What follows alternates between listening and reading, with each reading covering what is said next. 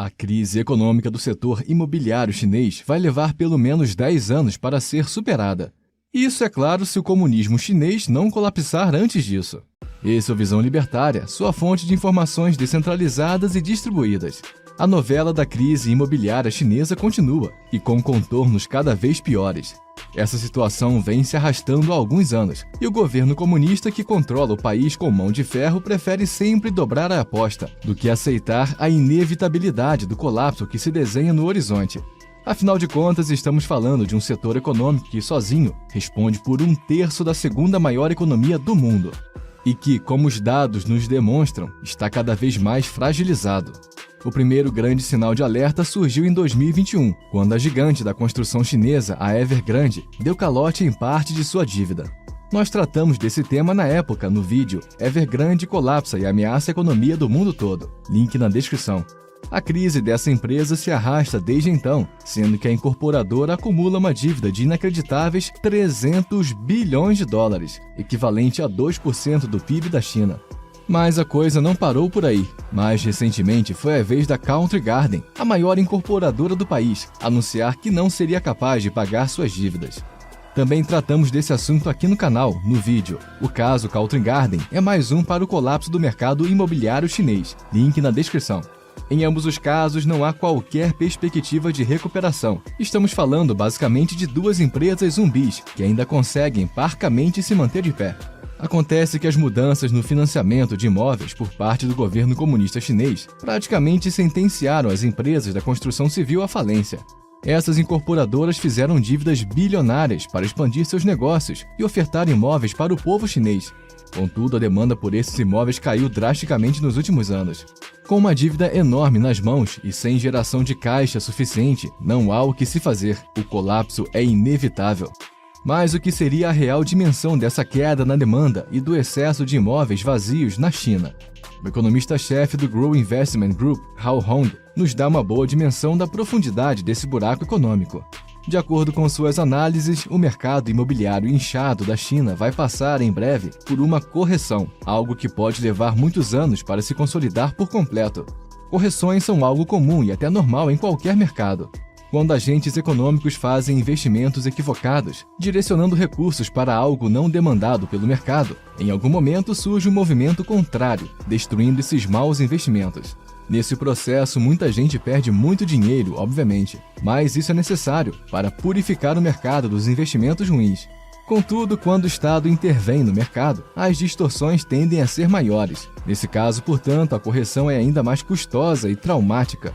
Hao Hong afirma que, de acordo com os dados oficiais do governo chinês, a venda de imóveis na China caiu 16,5% entre 2022 e 2023. Segundo o especialista, e ainda de acordo com esses dados, o estoque de imóveis chineses vai demandar cerca de 2 anos para ser quitado. Só que Hao aponta para o fato de que esses números são maquiados, por levarem em conta apenas os imóveis já finalizados e não os que estão em processo de construção. Acontece que a área total em processo de construção na China chega a absurdos 6 milhões de metros quadrados. Dessa forma, o tempo total para que tudo isso fosse vendido e o mercado fosse corrigido seria de 1 década, ou mais. Isso, é claro, se a economia não colapsar antes disso. Mas os problemas vão além do estoque de imóveis. A vacância de imóveis direcionados ao setor de logística tem se tornado cada vez maior, o que implica dizer que a economia, como um todo, está enfraquecendo. No terceiro trimestre de 2023, essa vacância estava em 9,8%. No quarto trimestre, ela saltou para 15%. Ou seja, não se trata de um esvaziamento dos galpões logísticos. Estamos presenciando uma verdadeira debandada. A grande tragédia, porém, é que uma crise que atinge o setor imobiliário chinês, seja com vacância de edifícios, seja com apartamentos encalhando, não vai se restringir a apenas esse setor. Em outras oportunidades, nós já havíamos ventilado a possibilidade de que esse fenômeno pudesse se espalhar para outros setores, o que chamamos de crise sistêmica. E parece que a coisa realmente aconteceu, com mais um setor econômico sendo afetado por essa crise. Trata-se do setor financeiro, voltado para o financiamento imobiliário. A Zhongxi Enterprise, empresa especializada na gestão de fundos de investimento para o setor de imóveis na China, já vinha mal das pernas há alguns meses. E no último dia 5, a empresa finalmente decretou falência por conta de um passivo total na ordem de 31 bilhões de dólares, que obviamente não poderá ser quitado. Contudo, esse caso é apenas a primeira carta a desabar no frágil castelo financeiro chinês. Tem muito mais coisas vindo pela frente. A estimativa atual é de que o setor bancário chinês como um todo sofra um impacto de 4 trilhões de dólares por conta da queda nas vendas dos imóveis. Apenas para ter uma dimensão desse problema, esse valor equivale a 2 vezes o PIB anual do Brasil.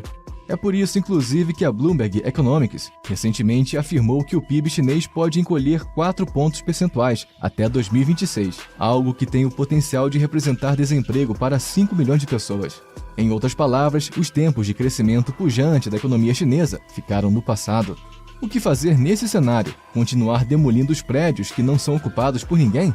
Embora essa atitude demonstre de forma clara a loucura do planejamento central chinês, ela na prática não resolve o problema. E o pior de tudo é que a coisa tem um potencial enorme para escalar para uma crise global. Afinal de contas, empreendimentos imobiliários inúteis tocados por incorporadoras chinesas não se restringem apenas ao território governado por Xi Jinping. Nós, inclusive, falamos sobre isso no vídeo. Cidade fantasma construída pela China na Malásia demonstra a grave crise imobiliária. Link na descrição. Ainda é cedo para medirmos os impactos que o desastre imobiliário chinês terá sobre a economia do país e também sobre a economia mundial. O fato é que nem mesmo nós, os brasileiros, estamos isentos de sofrer as consequências desse desastre. Veja, o Brasil exportou para a China 18 bilhões de dólares em minério de ferro apenas em 2022, o equivalente a quase 2/3 de tudo que o Brasil vende dessa commodity. Não é difícil imaginar o quanto a queda do gigante chinês impactaria a economia do Piniquim, não é mesmo? De qualquer forma, o que não deixa dúvidas é a real causa desse caótico cenário econômico que se desenrola na China e que se arrasta há tanto tempo. Mais uma vez, a culpa é do comunismo. O Estado chinês, dominado pelo Partido Comunista há várias décadas, insiste em cometer os mesmos erros, focando-se no absurdo controle central da economia do país. É certo que no passado houve uma tendência de abertura econômica e de avanço nas liberdades de empreendimento. Aliás, foi justamente essa abertura que proporcionou ao país crescimento econômico e que deu uma sobrevida ao Partido Comunista. Porém, com a chegada de Xi Jinping ao poder e com a adoção de um modelo mais linha dura de governo, essa tendência foi revertida. A China, na prática, está voltando aos terríveis tempos de Mao Tse-tung. Esse planejamento central, por óbvio, cobra seu preço. E quanto mais distorcida se torna a economia, maior é a queda, porque aquela citada correção do mercado, que é inevitável, precisa ser mais intensa. É por isso que o colapso da União Soviética foi tão imediato, pelo menos para quem estava de fora. Quando a coisa desabou, não havia burocrata que fosse capaz de segurar a peteca. Num dia, a segunda maior potência mundial parecia firme e forte. No dia seguinte, ela simplesmente não existia mais. A verdade é que o Estado é incapaz de fazer qualquer coisa de forma eficiente, com destaque, obviamente, para o desenvolvimento da economia. Apenas o livre mercado é capaz de enriquecer um povo e tornar uma nação próspera e desenvolvida. Quanto mais o Estado intervém no livre comércio, portanto, piores tendem a ser os resultados. A atual crise chinesa, com seus contornos dramáticos, precisa ser colocada integralmente na conta do Partido Comunista, que governa o país. Se os erros pararem de ser cometidos, levará 10 anos para que a casa seja reorganizada. Isso se o país não quebrar por completo antes disso.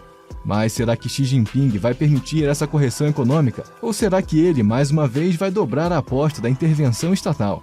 Obrigado por sua audiência. Esse artigo foi escrito por Quintessência, revisado e narrado por Paulo Wesley. Escreva artigos você também. Acesse visãolibertaria.com. Se você gostou do vídeo, compartilhe em suas redes sociais. Caso deseje ser avisado de outros vídeos, inscreva-se no canal e depois clique no botão da campainha. Até a próxima!